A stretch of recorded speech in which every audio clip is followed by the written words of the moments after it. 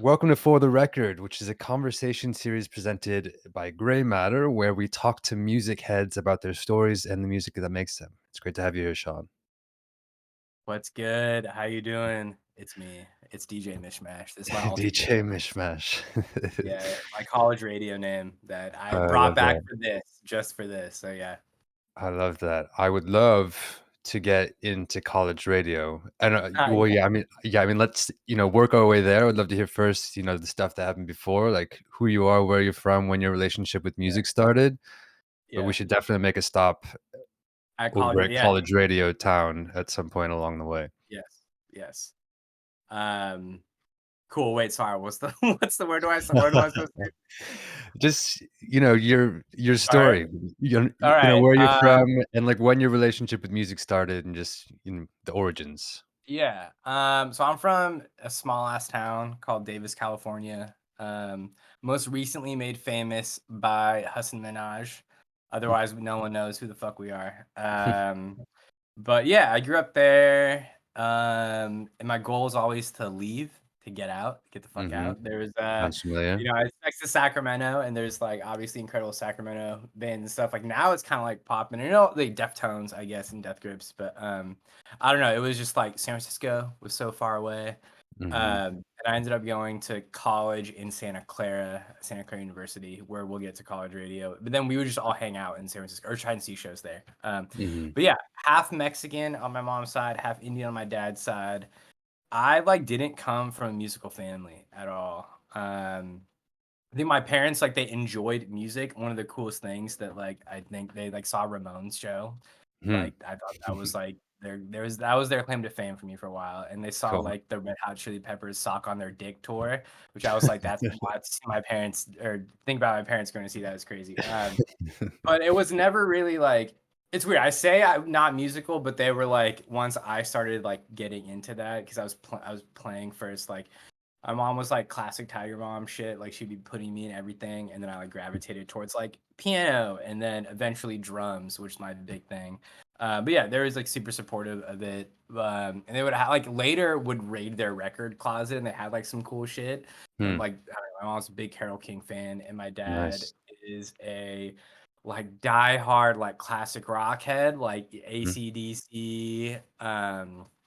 Yeah, Rolling Stones. I mean, it's yeah, classics on Sirius XM now, whatever.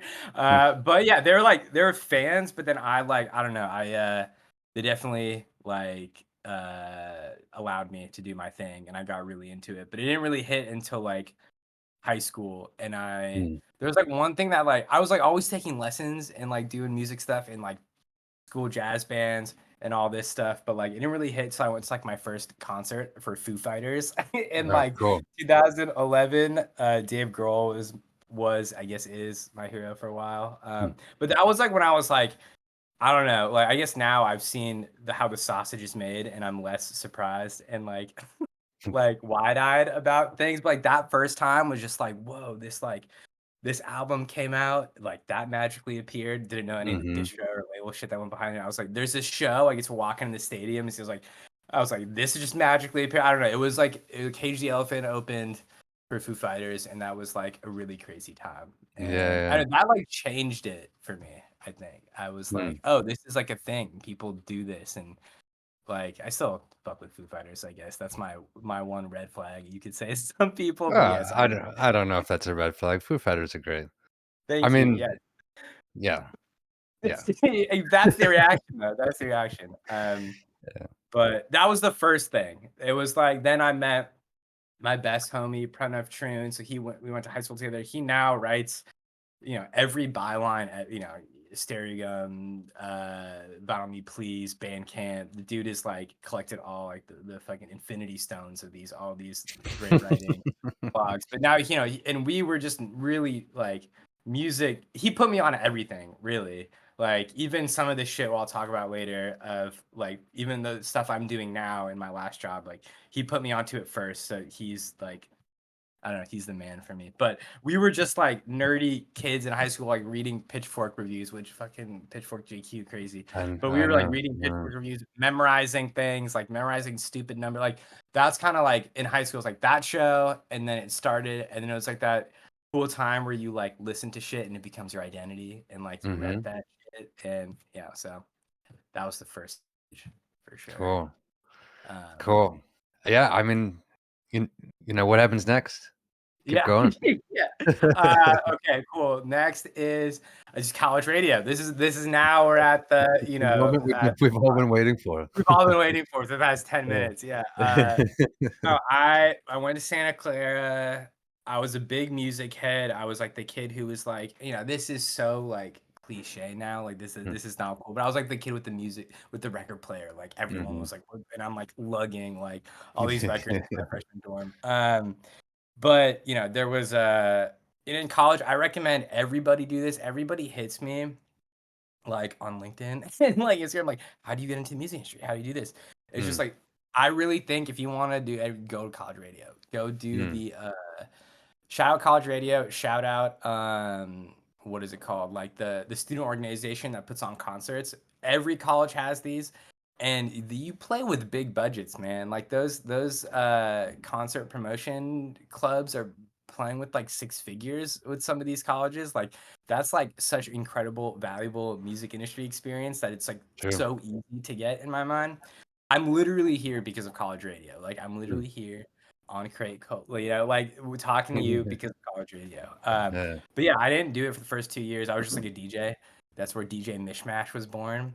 Mhm. I'd have a show on. I first had a show like super late, and no one listened to it, and it was such a terrible time, which Mm. is what you I have I to had do. I had one of those. Exactly, exactly. And we would play stupid shit too. We'd be like, we're gonna play a song from every decade, from every century, like playing fucking loot music. And I'm like, God bless the soul of whoever's like on their work home commute listening to just this track. Um, yeah, I really loved it though, and it was like those first 2 years. Uh, being on a show, hanging out with homies as a place to like, I don't know, go somewhere where other people like music. You feel a Mhm. little less like you're the one dude who's like, oh, this is my thing. No, this is like so many people's thing. Totally. Um, and then junior year, I applied for a job, and this was my first A&R gig, and this was to this day the best job I've ever fucking had. It is a Mm. music director at a radio station.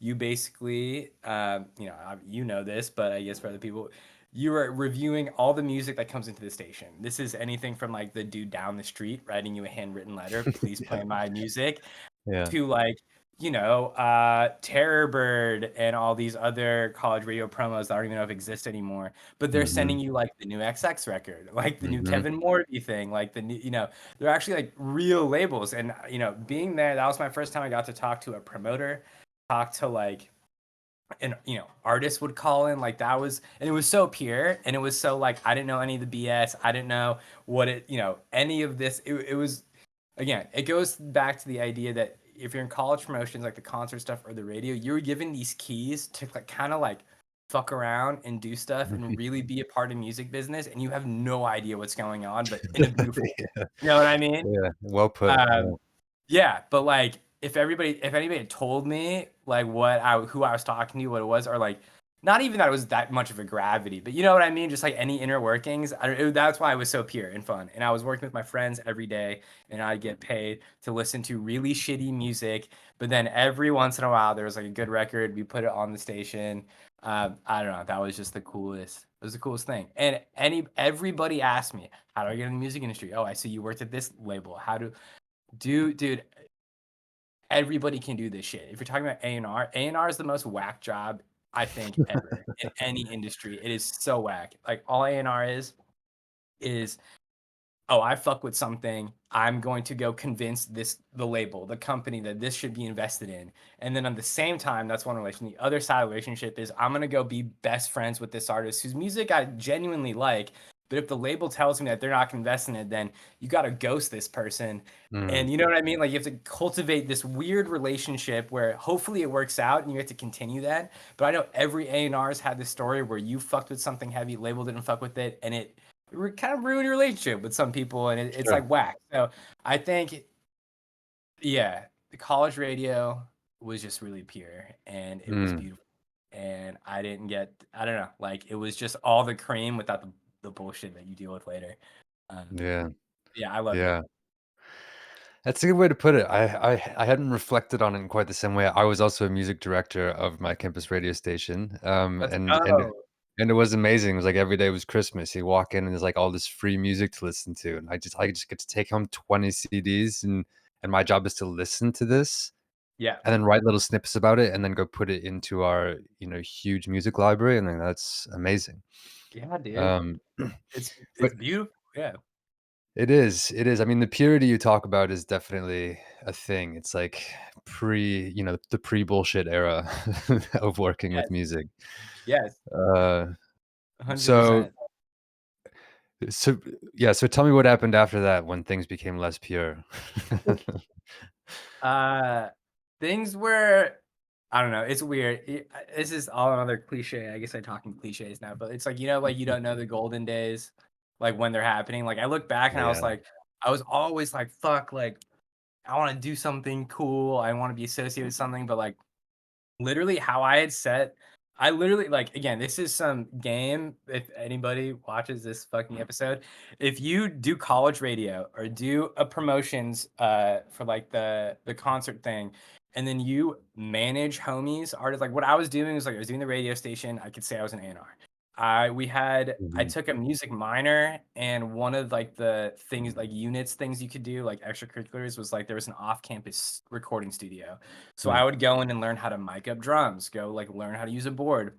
So like, and then I was managing my friends or producing my friends' albums that have not seen the light. It didn't, it like nothing. They weren't real, but they were real in the moment. Maybe they were. Mhm. Um, Mhm. but uh, that is a resume that like again, when I mean that like A&R is whack, like all these jobs are whack, like, anybody can do them. Really, anybody can do them if you're smart and you're capable.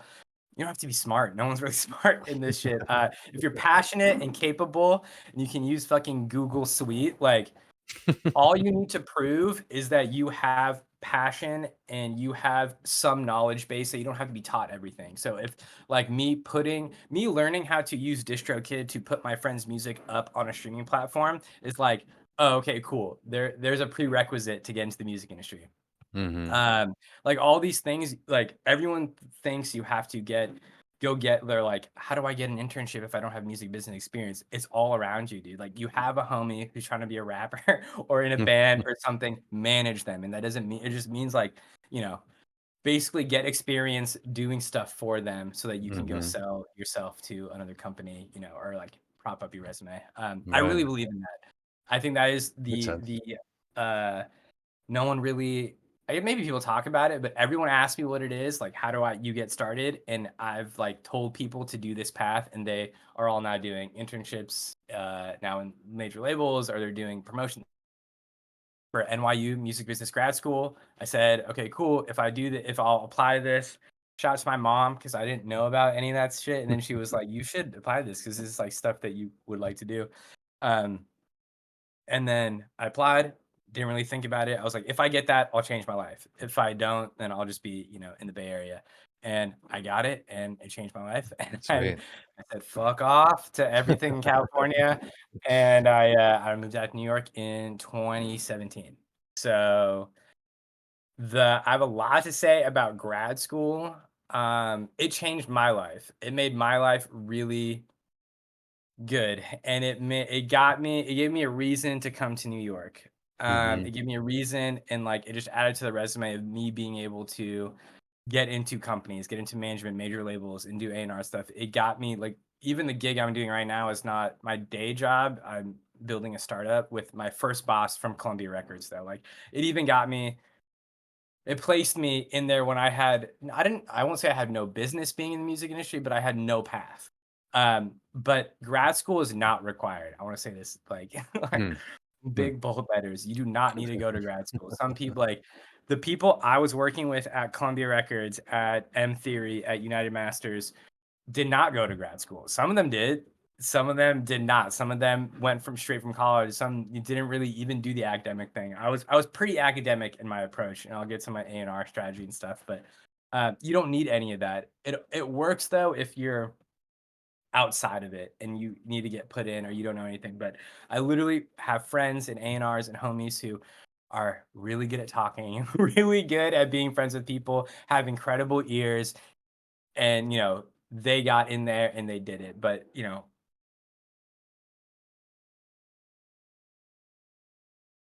and it was Mhm. like the perfect thing I needed to be able to come in. But yeah. So Yeah, I feel like I don't I didn't go to grad school, but but my understanding through, all the different anecdotes of grad school that I've heard, from friends who've gone to grad school is like it's not really a necessary thing. You don't need to do it, but you meet a lot of cool people and that's really useful. yeah, It was kind of the major takeaway. yeah. Uh, Uh, so what's the A&R strategy that you just alluded to? Talk about oh that. yeah. Well, not the well, I guess like yeah. Not like the strategy, how I approached it, I guess. So I speaking of grad school, so I don't know. I went in another thing just about grad school. I think you don't need it to do it. If it gets you, like, if you want to switch a career and go into something, it is a great entry point. I will say the knowledge, like the actual facts I learned, I probably, no disrespect to any of my teachers. There's a few classes that I'm like, oh my God, this changed my life. The majority of the knowledge you can read in a book or you could have been emailed. But what it does to you is throws you in internships, throws you into just networking. Like the people that I met was invaluable, right? So, Mhm, mhm. um, but my approach though, and also the other thing about it, I don't know why I'm like so on grad school, but like I think it's an interesting topic because people think it's Yeah. necessary. But don't waste your time in it, man. I've seen, and this is not my program necessarily. I've seen other people in other places, but like if you come, I came in really focused, and this is what I'll talk about my A&R strategy. I came in really focused, being like, I'm gonna fucking do A&R. Like, and this is maybe a little bit blinders on my side, but like I just came from college radio. I'm like, I'm the shit. I do A&R. Like I listen to music for a living. Like I want to do that. I just want to do that on the biggest level I can. Mhm. Uh, so I was very focused. So I was like, I'm taking A&R courses, which is something you can't teach. You cannot teach A&R. Yeah, yeah, yeah. It's impossible to Okay. teach. It's just like literally just go. There are elements that you can teach, and this is how I approach it. Where I was like, okay, cool. I want to learn. I want to be able to talk to four different parties, right?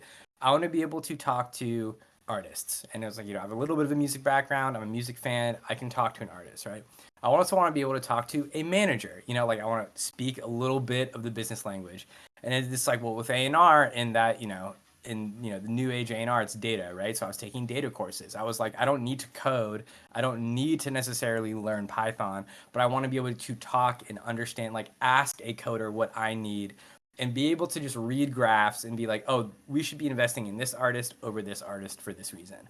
Mhm. Um, so I was like taking Stern classes to learn data, and I was like, I'll probably never use this, but I just need to know the language. And then the other aspect is like entrepreneurship. You want to be able to talk to the people who control money and finance and make those decisions. Because again, why I think this shit is whack is because you come in and it's one of the only businesses. It's very similar to VC with companies, right? Like when you're a VC investment, you find Mhm. it's the exact same thing as A&R. You find a company you like, you're like, oh, this is a great product, whatever. You pitch it. But when you pitch with a VC, there's numbers, man. There's money to be made. There's cash flow Mhm. analysis. When you pitch, I've been in A&R meetings where you pitch and you're just like, yo, this is fire. We should sign it. And I never wanted to be that person that was like, had nothing else to say other than like, yo, I was in the studio and I heard this shit and it was fire. But Mhm. like, and again, there's two sides of that because I wasn't always outside. Like I wasn't always like you can find a Frank Ocean that way. But I also Mhm. do know that like after seeing it so many times of like this is what I mean by this shit's whack because you come in and you may really believe in that and it's fire and you can if you have a good enough amount of artists under your belt and a good signing history, people will believe you and they will trust your decision. And it's a 1 in 10, right? Like one pays for 10 out of the things you Right, right. sign. But I never wanted to be like questioned. I always wanted the answer for everything, right? So if they were going to be like, okay, cool, but like, what are the streams looking like? I want an answer for that. Mhm. Like, okay, Mhm. cool. Well, are those streams like making dollars? Like, is this real? Are they passive listening? Like, all those questions. Like, I want an answer for that. So that's how I approach it. Again, not going to say this is the right way. There's a lot more A&Rs that have way more success than me, and Mm. they've just been on like really good people, persons, good artists, great ears. shout out. I don't know. Aaron's gonna see this. Aaron Hunter, and I don't know if you know the rapper BigXthaPlug. That was like he's I a don't. Texas rapper, and he's not blown the fuck up on Billboard charts. But at United Masters, this is one of the first times where I really saw that like happen. And I love the music always, but you look at the numbers and like they want how much money to sign this artist that doesn't have streams really, and he believed in it, and it is now like massive. They're Mm, literally on the Billboard charts right now. So like mm. that stuff happens and it's like real. So I'm not gonna say it doesn't happen. And Aaron is like one person where I was like, wow, I saw that with my own eyes, like him convince a building and then him be right. I think it's whack. I also don't know where I am at in what I'm talking about, but that was part of my strategy. It was I Yeah. wanted to be able to talk to everybody, all parties. I wanted to understand it all. Maybe, I probably took a slower path. I like where I ended up now, and the stuff I'm working on now is actually like my dream. I can get to that later, but like yeah, that's how I wanted to understand it because I would see too many times that like, okay, cool. If you didn't understand the data, there's a data guy who could tell you you shouldn't sign it. Or person or woman. If you don't understand the business behind it, there is some VP who could basically cut your signing down because of numbers, so or of math and cash flow. So I didn't want anybody to tell me no. So then I would learn every aspect to at least be able to say, this is why I want to sign this. Mhm. Uh, but yeah, I feel like it's, prudent, in like a general sense, to prepare answers to questions that you think you're going to get asked. yeah, It seems like a good strategy. facts. Yeah. Um, Uh, it just gets weird with music when it's subjective. You know what I yeah, mean? Like totally, totally. there's, and it's like you can go around and do data, and even for the biggest, even A&R data signings, it's like you see it reacting and converting and TikTok and pre-saves and all this stuff, and you can math it out, and there could still be no rhyme or reason for it. You know what I mean? But yes, it Mhm. does seem like you know obvious, but I wasn't always seeing that go down, so that's why maybe I moved a little differently. But Yeah, no, no, I think it's, not necessarily obvious, but when you say it, it's like, "Oh, yeah, that seems like a good strategy," like, yeah, that's come in prepared, yeah. be prepared.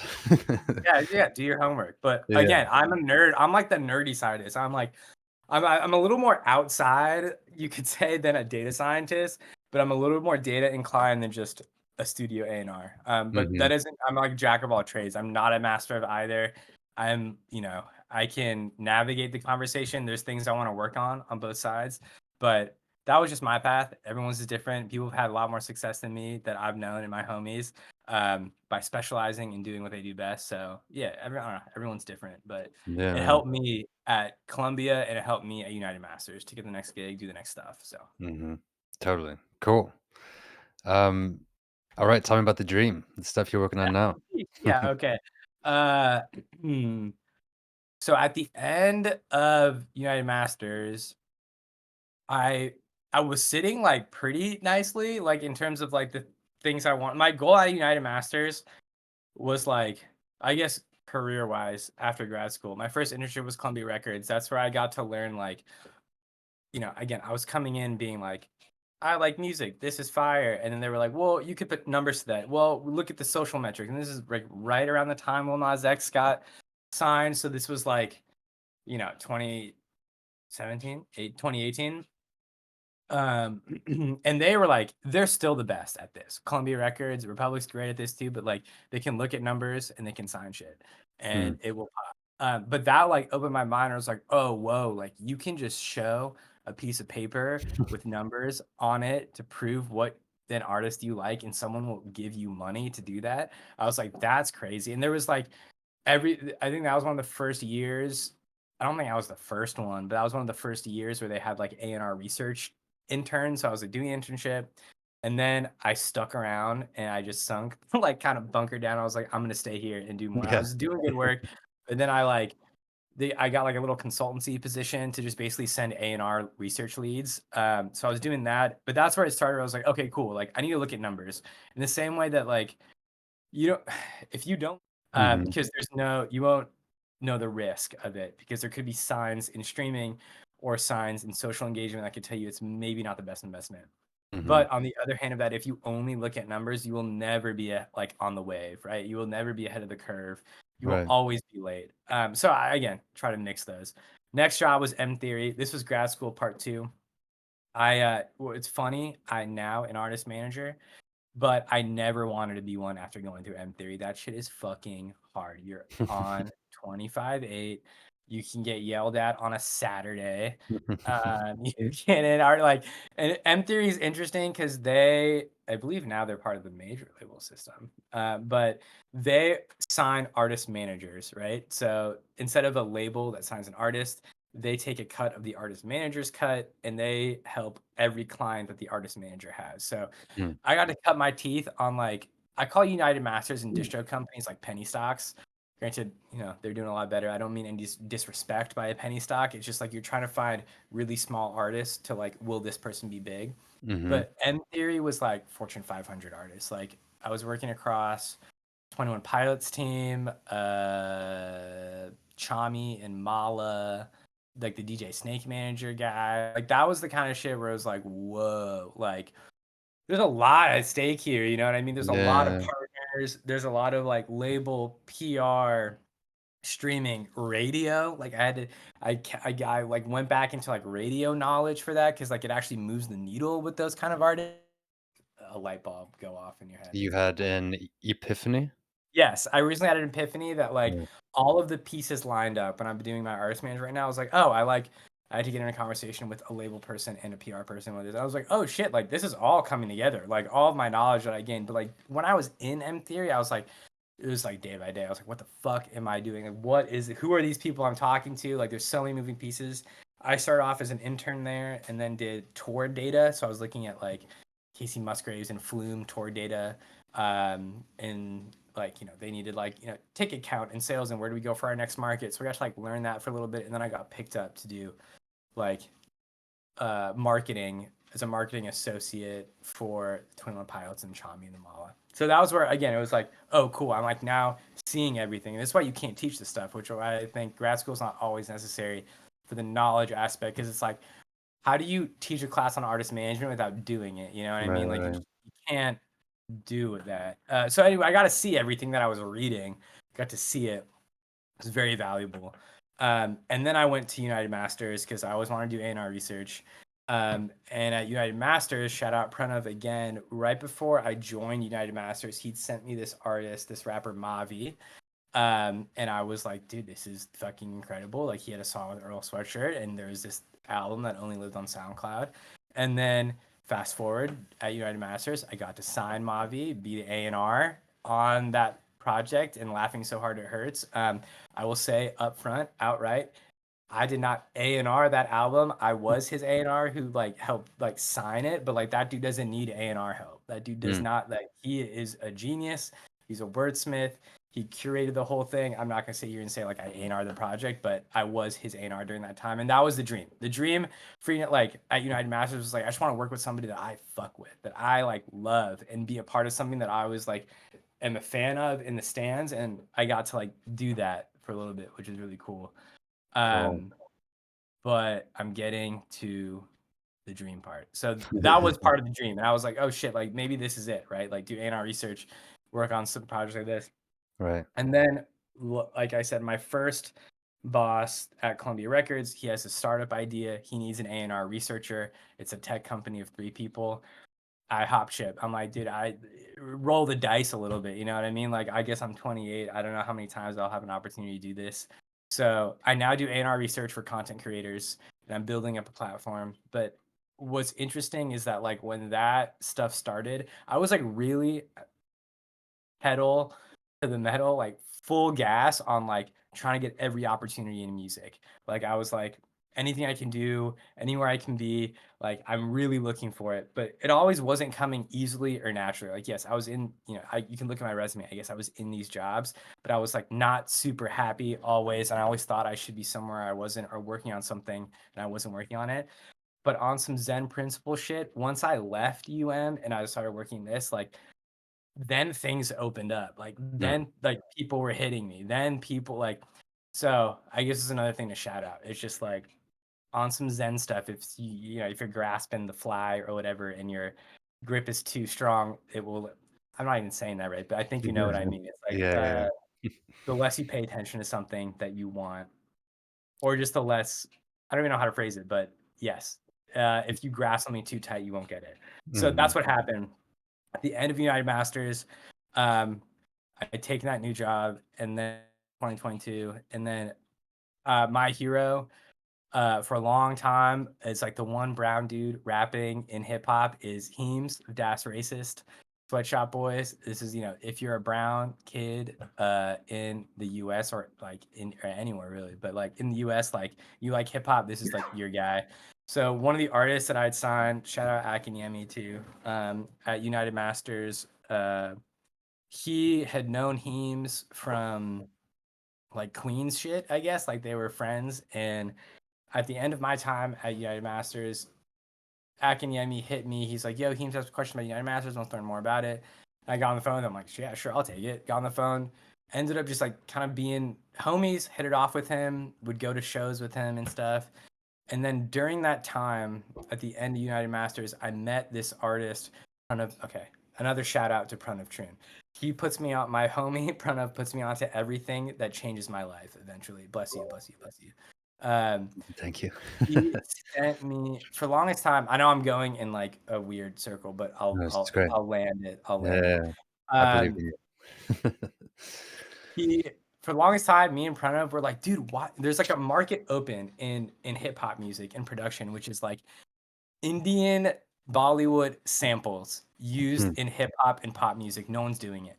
And if you hmm, look at the math, if look at the scene, who has done it? Timbaland, like Alchemist, Madlib, like these amazing black and white producers. But you're like, and again, I'm also very much disregarding the whole world. Like now is there a huge world in India and everywhere of these brown producers doing it. But if you're talking about like East Coast, West Coast hip hop, American hip hop with brown, like Indian and Bollywood, Hollywood samples.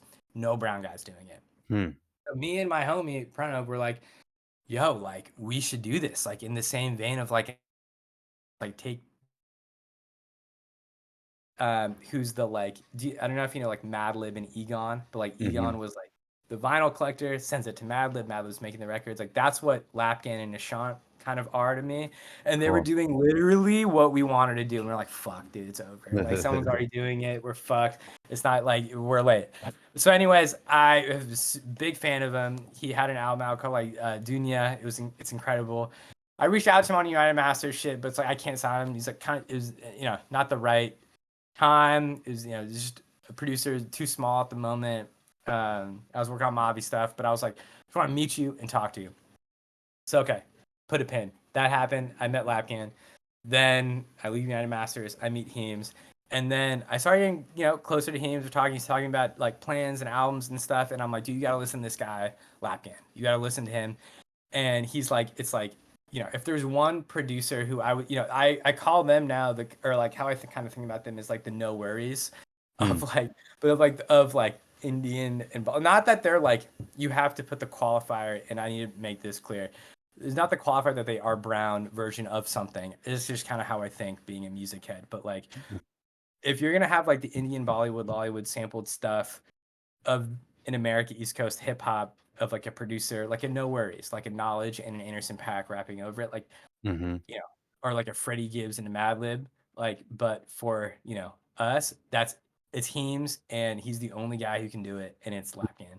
So I was sending Heems Lapcan stuff, and they hit it off, and they made a track, and that track soon became more tracks, and now they like, and then there's Lapkin then eventually asked me to manage him, and now I do that. And then Heems asked me to do some A&R work for him, and has this Vina label and stuff. And now that's been like the dream, and it's not the thing that's like making me the most money, I guess, in my career. Like I'm not saying like this billboard stuff like I was doing before, but like in terms of a goal I wanted was to just work on shit that like I don't know moves me, and it's mhm, like I'm a fan first. A lot I have like two theses that I say to Lapian and just like the crew and stuff. It's like if we weren't a part of it, we we should be fans of it, right? Whether that's a Mm, show, an album, or whatever. Like,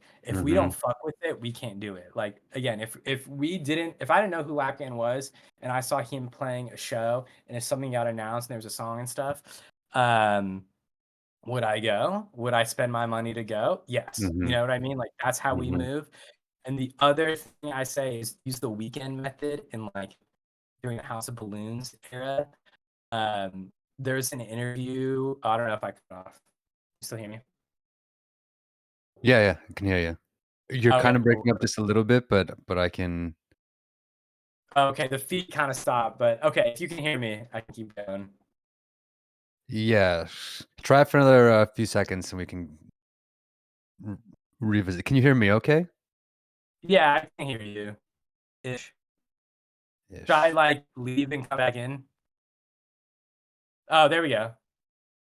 Is this better? Mark or Eric, are you guys hearing this alright? Any issues on your end? I see you now, so we might be good. Oh, yeah, okay, cool. It seems back to what it was, so let's. Cool. Yeah, Cool. yeah, let's do it, let's do it, let's keep going. Yeah, my other theory is like the weekend in like the House of Balloons era, his Mhm. manager would say, always sell out the show. Never go into a capacity or venue where you don't sell it out. So I mean, there was moments where they're blowing the fuck up, right? And they could have gone to bigger rooms. They could have gone to bigger venues, but they kept it in clubs. They always kept the cap down, so there was people outside the door because that looks crazier than if you put that same amount of people and you're 75% filled of a venue, it looks like no one's there. But if Right. you're 125% filled of a venue, it looks like what the fuck is happening there? Yeah, So those are the true. two things that like I really keep in mind with how I move Lapgan. Also, I don't know when this is gonna air. So like I will like I hopefully this if we cannot have this live before January 23rd, but there is an album Yeah, announcing that's fine. with Lapgan and Heems. But I want to keep that if we cannot announce that before. But on the 23rd, there's going to be a single, and that's the kind of thing where like it started off as a song and then it grew into a tape. So that's all announcing surprise on 23rd. But that was the kind of thing where Cool. like that was the kind of thing where I was like, oh shit, like I don't know. If you want to do something, you can do it. My path was like really wild and weird, but also like maybe too sensible at sometimes or too on paper. Um, but I got to like this is the kind of shit where I was like buying records from like Das races and things like as a kid and then in college and then now to be like I don't know have some footprint and work with Lapkin and Heems on that and be a little part of this like history that I would have cared about when I was in high school Totally. means fucking world. So Yeah, yeah, if going through all of that like which is an incredible experience and I loved it and it was like the best time of my life going through all these jobs and these companies, it was to get here to put out a record and things that going back to my rule, I would buy and I would be a fan of, and I would go to the show if I was not involved in. That's what matters, man. So, but cool. that's my life. That's it. That's everything. There's nothing more to my life than that. So, Uh, well, first, really appreciate you sharing. Also happy for you that you are in a place where you are happy. And I'm gonna check out Lapgan and Heems because I don't know them. Uh, oh and, yeah, dude. Check out Lapgan. Check out. I mean, let me plug my own shit. Yeah, our shit. So, History is the album we put out. Again, think of Madlib, Beat Conducta, like that kind of shit, but mhm, with like Bollywood and Lollywood samples, like in the same way that an alchemist will use a movie sample from the 70s. right. He's doing the same thing. And then Heems of Das Racist, legendary crew, I do know Das Sweatshop. Racist, yeah. Yeah, so Yeah. Das Racist into Sweatshop Boys with Riz Ahmed, and now he's doing his solo shit. But yeah, shameless plug. Cool, amazing. You heard it here. Yeah. Um, cool, and that's, feels like a natural segue and, talking about music that moves you into talking into more of the music portion, of the show. Beautiful. Beautiful. Um, and I would, first love to hear how you discover music, primarily. What are the modes that you use as an A&R guy and as just a music fan? Yeah, how do I discover? Man, I, uh I hate the Spotify algorithm. I'll go Mm. on record saying this. I think it's trash. but I also find shit like that. I think the best things about it are like Release Radar and Discover Weekly, which I've kind of fallen off on using. But I always think they just had. I'm like really snobby with that shit because I think they only recommend shit you listen to, and I'm tired of that. Like I'm Yeah, tired of getting shit that I've listened to this. So why are you recommending it to me? yeah. But also I found my favorite artist do that. But yeah, so I guess that stuff. I still definitely look through algorithms. I'm less on my shit of like again, when you're doing A&R stuff, you're looking at SoundCloud charts every day. You are looking at analytical tools. You're looking at different dashboards, and you're looking at TikTok reels and stuff. But honestly, man, right now, I like it when my friends. I text. It's like kind of like Hmm, how I do everything. It's just my friends text me of things to listen to, and I listen to them. I will also go on record saying that, like, I'm like a blog head, like, from like, pre mhm. my time. Like, I still like, you know, I mean, shout out Pitchfork. This news came yesterday, which I is so know. wild, but, It was like, rough. I'm still a Yeah, Pitchfork head, like, Consequence of Sound, Stereo Gun, from the band. yeah. Um, I don't know, like, also shout out Passion Weiss. I do A&R for him too. And Cool. help work on that label, and that's like the best, last standing, best, coolest hip hop log right now. And Jeff and Pranav are like the best writers in my mind. So yeah, I think. Oh, just shout out Fake Short Drive, Andrew Barber. Like I don't know, how I like I don't know. I find music or whatever, but how I like to hear about music is I don't really like to hear about the music that people don't like. I Mm, don't care if you don't like something. I really care mm, if you like something. I think mm, writing is sure, interesting yeah. that way. I think conversations interesting that way because there's the same words are used to shit on something. It's lazy. Mm, It's half-baked. It's not realized. mhm, No one can say something new about not liking music. But when someone loves something, and I love something that like I don't even understand, or like when I hear something and I'm like it's confusing to me, it just means like I haven't listened to it enough. And when I mhm. hear someone talk like glowingly about something they love, like that shit gets me going. Like that's what's cool. So yeah, man, I'm gonna just shout out blogs. Blogs. That's how I find music. Yeah. No, that's, I'm also a huge blog fan. I think that's yeah, I wish that they were as prominent as they were. I think they played, a really essential role in the music Yeah. ecosystem, and, like, the Pitchfork news is really not good. I mean, Yeah. it's also not that surprising, I guess. It is kind of Mhm. the direction that things have been going, Yeah. but sucks. It's just surprising, I guess, that like it's like Rolling Stone and Pitchfork, right? So it's like, is Rolling Stone the last like blog we have in terms of like it just seemed like the murder GQ is like, did they have a bad year? Like, did Pitchfork is like, are they not really bringing in like ad revenue and like clicks or anything? Like, there are people can't. So if like that one can't stand, it's like, what can But I also do think that like everything in music is just getting really decentralized. I would just say follow writers, dude. Like Mhm, follow like actually that's another thing I do. I on Twitter, on Instagram, follow writers that you like. mhm. So I think that's like the coolest way because they put you onto shit that no one cares about or they don't know they should care about. So Yeah. yeah, shout out writers. Blogs and writers, here. Yeah, yeah, exactly, dude. Um, cool. Alright, do you remember the first album you purchased and the most recent? A first album I purchased, Yeah. a Foo Fighters greatest hits album. Yeah, that's what I out of fucking Nice. Borders or something. Yeah, yeah. So I guess Borders. Forgot about Borders. we forget about Borders, right? We all forget about Borders. Um, Shout out Borders for being able to go and listen on headphones to Mhm. just CDs and just being in there all day. I That used was to even love like going to before Borders my for that. time. That was my first album. The last album I bought was there's this amazing dude called Anish Kumar. He similar to Lapgan in terms of like using Bollywood samples to make hip hop music. He does it for like club and dance and trance like Jimmy XX type music. Mhm. He's incredible. So I last bought like he has like a new EP coming out.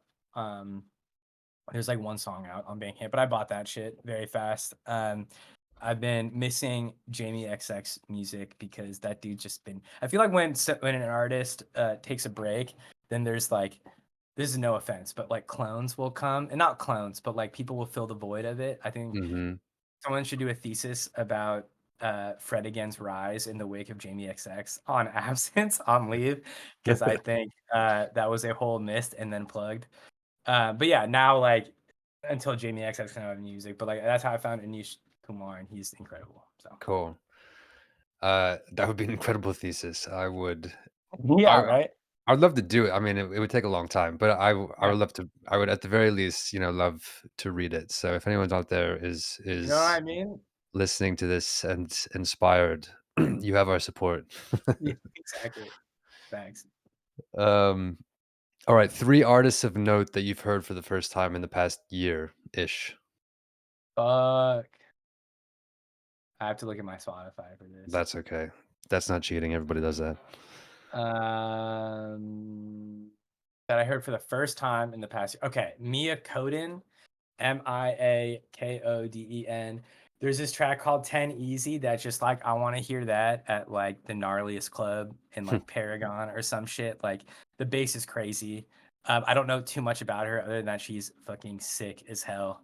And this is not even a plug of like somebody I know. She's just cool.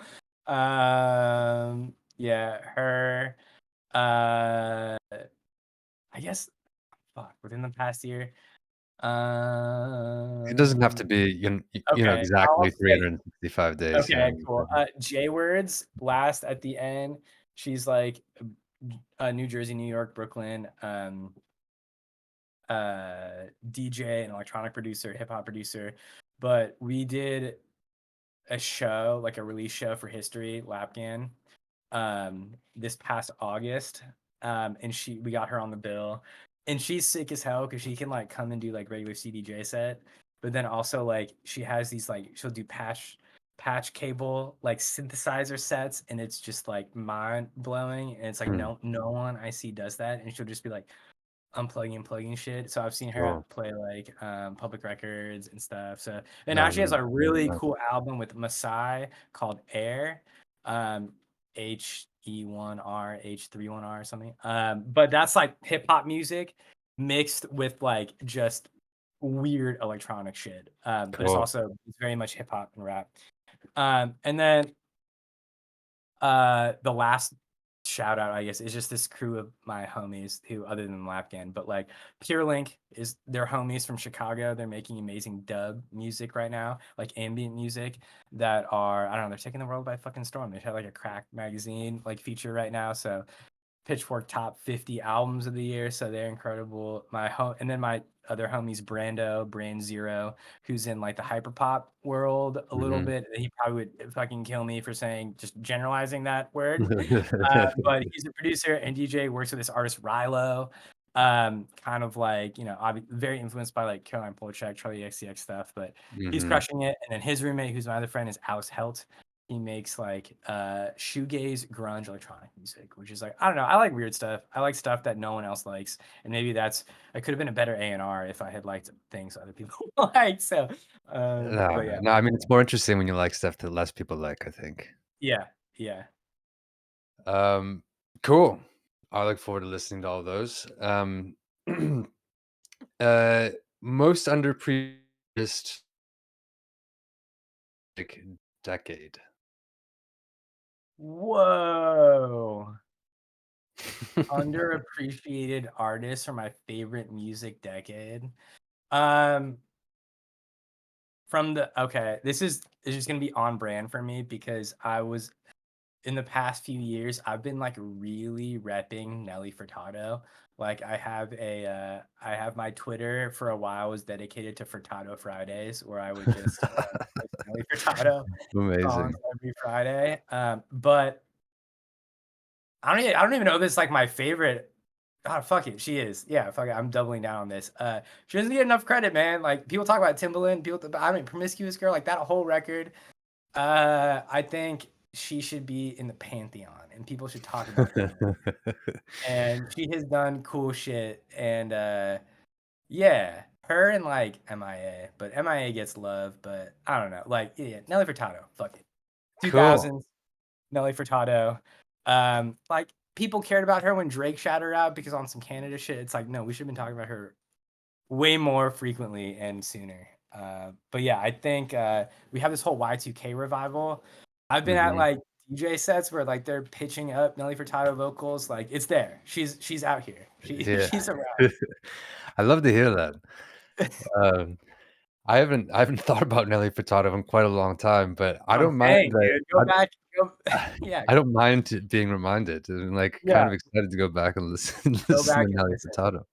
Uh, yeah, that and then okay, that's my popular answer. My more like underground answer would be like I think Massive Attack and Mm. Portishead and Oh, like the yeah. trip hop stuff, like that has been super influential, I think, because now we're kind of in this like I don't know, drum and bass kind of UK, like I don't know, like I see that a lot of that is popping up and being popular right now, and I feel like I don't know, all those guys and girls were on it way earlier, and I've been going back to Massive Attack a lot. Yeah. That's my cool answer, I guess, but That is a my cool cool. answer. That is a cool answer. I'm a huge Portishead fan. I mean, I like Massive Attack too, but, yeah, I mean, Portishead might be, like, a top 10 band for me. Dude, have you seen the like I think they remastered it recently, but that like live show they Yeah. did? That's one of the Dude, most incredible live albums of all and time. she's like smoking a cig while she's singing it. She like makes me Yeah. want to pick up smoking. It's like so sick. Yeah. It's so unreal, effortless. Yeah. Yeah. She's great. Beth Gibbons. Yes. Um, cool. Alright, this is the big one. And, I mean, speaking of cliches, also kind of the cliche one, but you're going to a desert island, you get to bring 3 records with you, what are they? Fuck. I knew this one was coming, and I was like, still like, don't know what I was gonna say. Okay. Uh, actually, I have a playlist for this. Nice. Is this so lame? Can you like cut this in post of like me thinking that like I mean, I think the thought process is an important part of the show, honestly. okay, fine, fine. Uh, oh, this is I get 3. Mhm. Christ. Okay. The first one is gonna be dude, I'm here, I guess, repping like old ass rock shit. Queens of Stone Age, Songs for the Deaf. Cool. Great Um, album. insane album, dude. If you ever Yeah. like hear me listening to that, I'm like really stressed at work and I'm just trying to get Okay. Okay. but you're talking, you know, Josh Homme at the height, Mark Jin, rest in peace, Mhm. of Screaming Trees, maybe. You got like Kaya Mhm. Screaming Trees. You got like Alan Johannes, who's like was later on like Dem Curve Vulture. You got like Dave Grohl. Again, my boy, my man. He's Shout out. everywhere. He's He's everywhere. everywhere. He's everywhere. But that was just like it's like one of those albums that like you're really like I was really into high school, but like it also stayed cool. A lot of things have like not stayed cool. But like Mhm. that one I was like, okay, there's very sick, and that one is cool. And I think also it's a shout out concept albums. I think they did Mm. it in a way without like that was one of the in my mind the best executed concept albums because it wasn't done with his lyrics or words really. It's a concept album of like driving from LA to Joshua Tree, and there's like the skits. I'm also a big fan of just like really. I know Frank Ocean did this, and it's like maybe a little cliche now, but like in between the like songs, it starts with a car door opening and slamming. He starts driving in the album, and then like in between songs, they're flipping radio stations. So I'm like, Yeah, that's just so sick. And they don't have to say it's a concept album. There's not the lyrics aren't being like, oh, if you listen to this and put the he's saying it's like no, it's just like the ambiance of the whole thing, like the nature of it is concept. So totally. shout out that album. Dude, this is trash. Shout out my second album. Okay, I mean, fine. Today. This is my list today. Mad Villainy, a cliche one, but like, I don't know, it's perfect. There's nothing more that to be said that hasn't been said. I think that's how me and Lapgan really Gorov, his name, really hit it off. We're like really big Mad Lib heads. Mhm.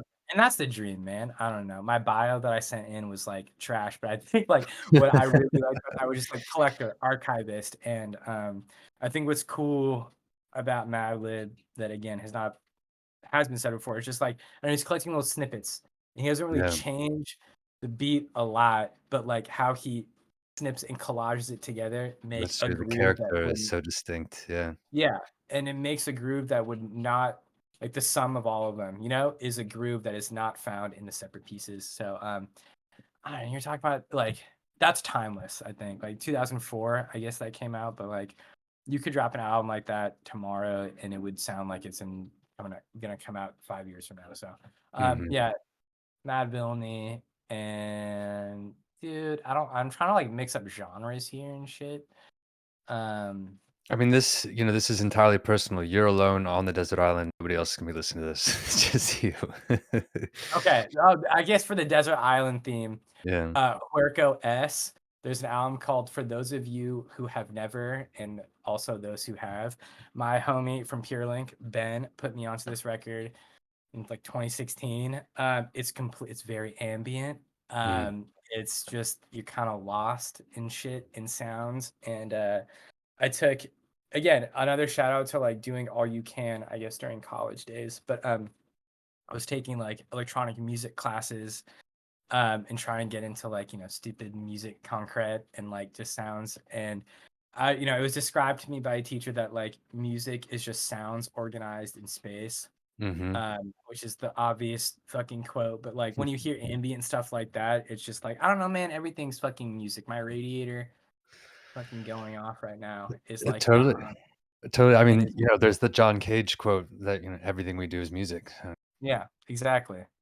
I had to perform some John Cage songs for a college thing. I was literally like, I invited some friends. I was like, "Come see my performance for the class I'm doing," and I'm like, literally, I was like, the sheet music was like, "Pour a cup of water into another cup of Oh, yeah. water," and my friend afterwards was like, "Why the fuck did you invite me to that? I just literally said." So, but that's Yeah, hilarious. But yeah, no. So like, I don't know. Puerco S is very cool ambient. There's really cool melodies, really cool stuff. But it's just kind of just like if you notice things around you happening and take a field recorder out, I don't know. You can find tunes everywhere, man. totally. There is music all around us. I truly think that. Sometimes, it makes you stop in your tracks. Just it's like, wow, that's just a weird the other day, there was a train going by, and I was like, "That's the coolest rhythm I've ever Yeah, heard." yeah, dude. It's just like a Seriously, very put that up. specific spot. I recorded it. I wanna do something with it, but it's, Yeah, make it a beat, put it into MIDI. Come on, man. Like that's also how you like get like, or even like, I've been listening to a lot of J Dilla stuff too. Again, all these cliches, but like how they go at like rhythms, it's different than what our normal ears used to. But like even that stuff can like you hear a train thing and inspires like a rhythm that's like different than a regular yeah, backbeat. Like I think that stuff's cool. Finding yeah, shit in between the lines, stuff like that. So totally, totally. I think that's a great trio. Thank you for sharing, your 3. And really, that's the end of the madness. You know, wow. really appreciate you being here and for all your all your thoughts and uh good energies that you put into all the music stuff you've done, Sean. And Thanks, man. for those listening who want to pay attention to the stuff that you're doing or get involved in any way, what's the best way for them to do Call me on my cell phone. that? Yeah, there's that JPEG song that's like, "You can only call me if I give you my number," or some shit, like, that's the shit I'm on right now. Honestly, just, like, tap in with me on Instagram, I guess. I'm terrible at self-promotion. I'm really Me good too. at it for my friends. So, just tap in a lap can, bro. I'm gonna sell my shit. Shameless plug. Tap in a Gore, I'm Cool. tapping a lap can. We have a lot of cool shit happening that I'm very excited about, like, it's the kinda stuff where, like, I don't know, my last couple I have 2 notes or 2 things I would like to say at the end. So It's just like If you want something, it can happen, and that seems so cheesy, and I hate I've, like, literally been saying cliches this whole thing, I'm fucking this is a trash episode probably.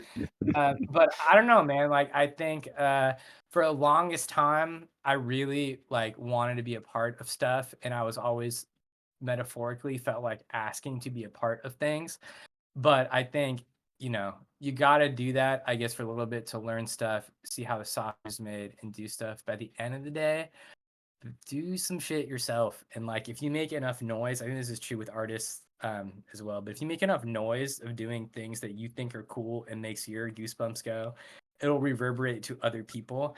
Yeah, So yeah. I'm very happy and glad for the time I had getting to learn how other people do it. But like now the best treat has been able to like apply it to the shit, my own shit and stuff I love. So I love that. It's shout beautiful. out putting yourself on.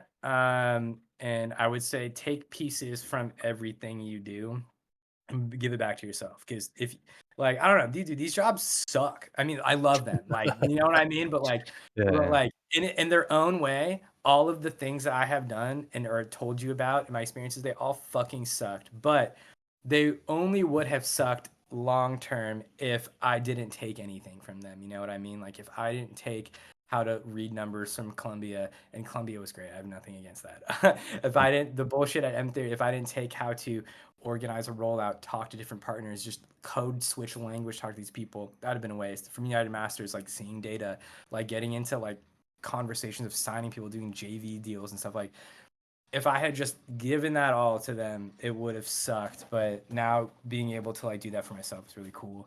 And for the people I love and for shit like Lapkin.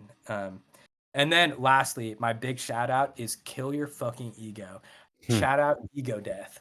Um, the Oh, that's a one great one. the main thing that I see is the downfall of everybody. Short downfalls, long downfalls is ego. Is when Mhm. the only thing that has ego, we're talking about music, the only thing that has ego is the product. Whether that is the album, the rollout, the song, the music video, that's what has the ego. You are like on some real philosophical shit. I don't think artists should have ego. Like the artists aren't well known. Their work is well known, their product is well known, but they are not well known. So Hmm. I think you have to keep like it, if you I should really have like a frame poster that just says ego death, but I really believe in this. Like the It's a things good that I've idea. seen of people fucking up their shit is when they made a decision or they told somebody something because they wanted to come off a certain way or they were doing it out of their ego. That is the downfall of anything. It's small downfalls of like, oh, let me get you that deadline from this to big things like, making these decisions for yourself versus the product. And that, dude, that's my main thing, man. Anytime you have ego, check your fucking self, check your friends who have ego, because that's the kind of shit that burns bridges. It's the kind of shit that puts things on hold that should see the light of day. And it's the kind of shit that I don't know, just stops. Like again, the product has it. If that's the album, that's what has the ego, nothing else. Um, yeah. Beautiful. I think that is the ideal way to end this episode. Kill your fucking ego. Ego Yeah, death. kill your ego. Seriously, ego death, whatever that means for you. And sorry, fuck. Now I'm like, there's a Yeah, caveat. There is self-respect and there's self-worth, and do not like lose yourself in some of these stuff. I think that's very totally. important. Like self-love and value, and like do not get walked over. But it's when I say ego death, it's where it goes above and beyond that, where people are making decisions beyond just valuing themselves and self-worth. There's a stark contrast of like, make sure you are, not getting walked on, but yeah.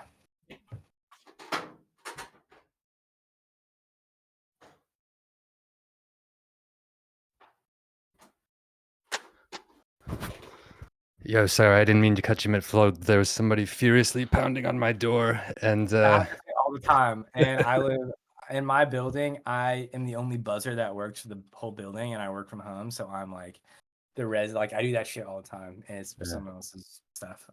Yeah, I don't got anything else to say. Respect yourself and don't have an ego. I love that.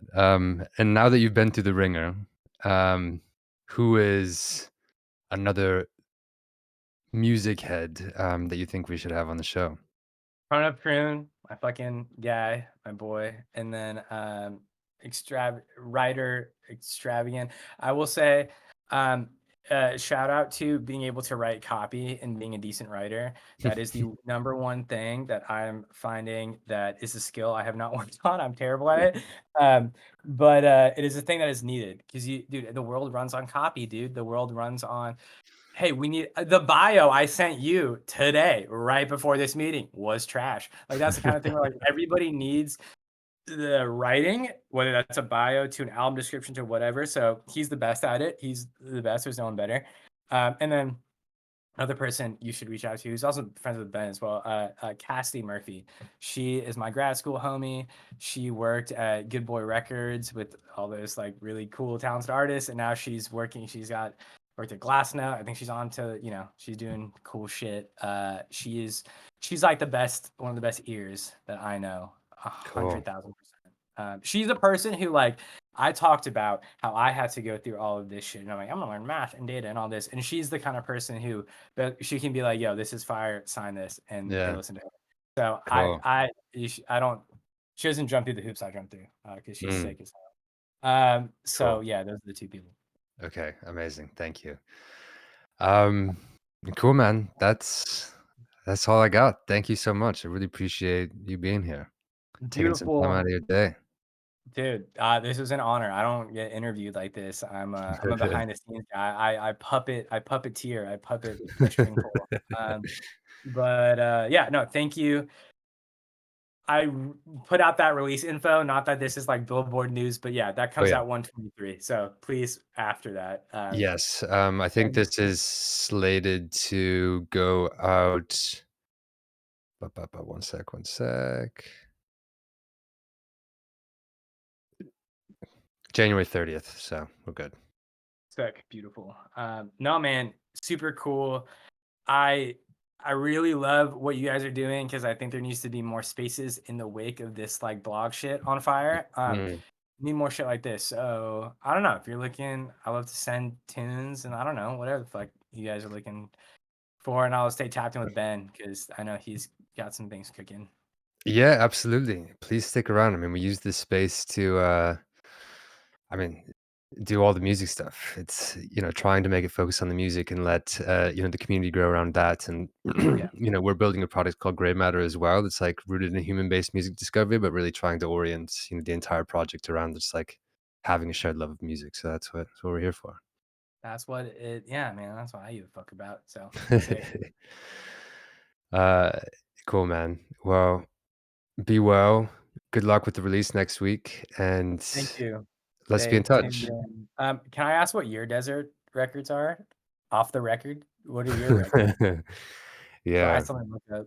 I have sort of 3, like, in my rote, because I get asked this about, like, 20 or 30% of the time when I ask somebody this, so I always say the same 3, and I always say, like, "I need to go back and revisit this and actually think about it," but I haven't done that yet. Hell So, yeah. um, one, uh, that would still be on there is, this album, Acabou Chorare by, Novos Baianos. It's a Brazilian band. Uh, it's it's a record I could listen to every single day for the rest of my life, Whoa. and it is particularly Put good 'em on. on, on a desert island or Sick, on any beach. sick. Um, and then, man, I oftentimes say, "The Campfire Head Phase" by Boards of Canada. Dude, oh, Um, hell yeah. I haven't heard Boards of Canada in a minute. Let's go. yeah, yeah, huge Boards of Canada fan. Hell yeah.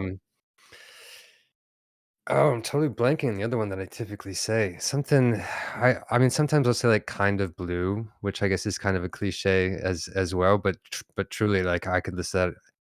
I mean, the way I think about this question is, like, I don't know how long I'm gonna be on this island. I might have to listen to these 3 records over and over and over again for Yeah. years, so Yeah. I'm gonna take stuff that I know that I can listen to over and That over you again. can rinse. Yeah, Yeah, exactly. No, I yeah. mean, come on. I was a classic. I was talking cliches all this fucking time.